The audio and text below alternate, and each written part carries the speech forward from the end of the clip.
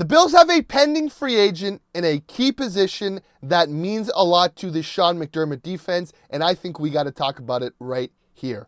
Hello, everybody, and welcome to Bills Digest. I'm your host, Anthony Senicar, and it is free agency time, trade time, it is off-season time, and we got you guys covered for all your latest Bills news here at Bills Digest. One issue with that: 72% of you guys watching this video right now are not subscribed to the channel. Subscribe, join the army here at Bills Digest. We're on the road to 200 subscribers. Every little bit helps, and we got you guys covered all offseason for all your latest Bills news.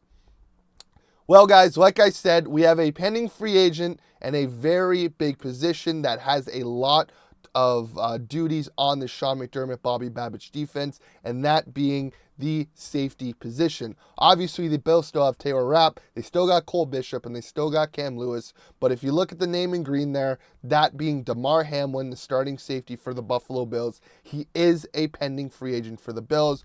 Obviously, Damar has gone through a lot to get to that starting position in the Bills lineup, from that very, very dark night in Cincinnati to where he is now. My hat's off to him, and I think a conversation needs to be had of what the Bills want to do, if they want to go for a big-time free agent, if they want to draft another guy, or if they want to bring back Damar. Damar, even at this point, has been a very serviceable safety. His name does not get talked about as getting beat. He is always in the right position at the right time. He obviously is not making the splash plays that of Micah Hyde and Jordan Poyer did. But again, if your safety is not getting talked about, that means that he is probably doing a very okay job.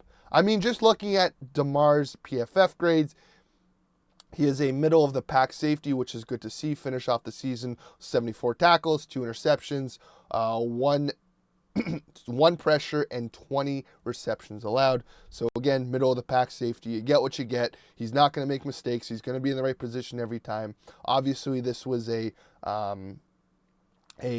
different year for where the Bills had the past 7 years of having a top 2 safety duo in the league with Damar Hamlin, Jordan Poyer.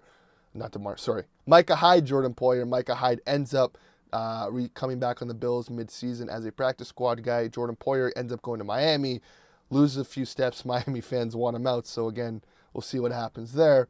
And the Bills go into the season with that of Damar Hamlin and Taylor Rapp. Let's not forget, they also bring in Mike Edwards. A lot of guys thought that Mike Edwards would take that starting position from Damar. Damar ends up winning that starting position and held on to it for the rest of the season. And the Bills still have Cole Bishop developing throughout the season. Later on the season looks a lot better than he did that first few games. Let's not forget that Houston game came up too much in the box. Nico Collin goes over the top, gets a touchdown.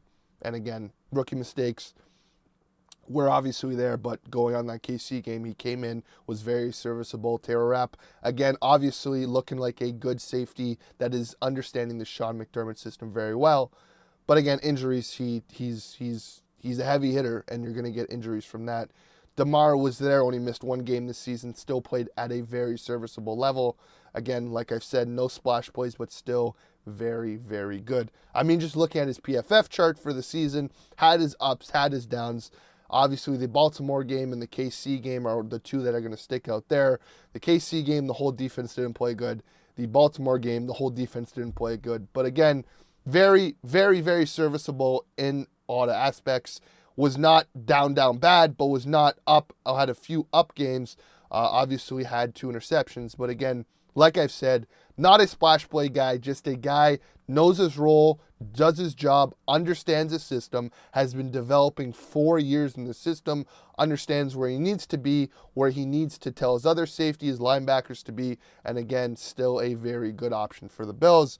And again, like the question always is, money, money, money. And especially when you got the cap going up, you got Josh Allen who's going to have to get paid. If you can get guys that you have grown, homegrown, who you can get for cheap, you got to go for it. And I think Damar Hamlin is a perfect guy to re-sign and bring back on a cheap contract. Just looking at what Sports Track has, the market value for Damar, I think $3 million is a steal to have for a starting caliber safety. You still have, obviously, Cole Bishop developing, who can turn into that splash play guy. You got Taylor Rapp, the heavy hitter. And now if if Damar Hamlin keeps developing, he looks like the same archetype as Micah Hyde. Maybe you can recreate that heavy hitter Jordan Poyer, your ball hawk slash just solid safety in Micah Hyde. Maybe you can recreate that with a Cole Bishop or Taylor Rapp on one side and have a Damar Hamlin back there on the other side. And like I said, if Cole Bishop is still very good, you can have him go back and forth. And I think you still got to bring in a fourth guy at one point. It's just either if you go with Cam Lewis, who came in and was very serviceable, or you just bring in more guys for competition. I mean, looking at the starting safeties out there, if the Bills want to go for a big swing, they can go for the Javon Hollands, the Justin Reeds of the world, or if they want to maybe just look at going a different route.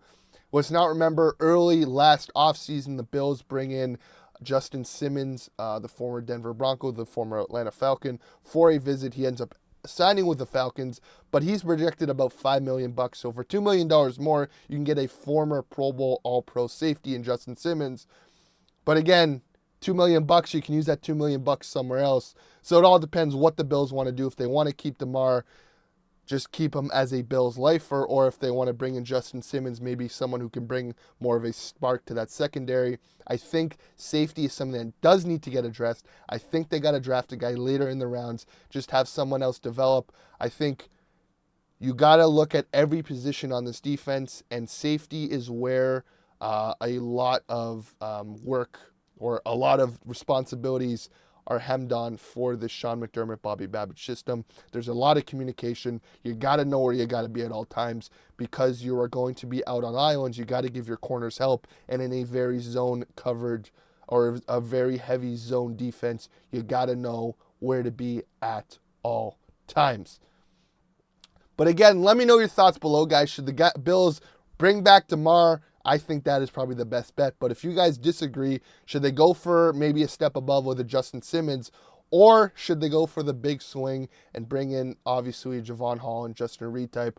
Obviously, it's going to cost you probably $10 to $50 million.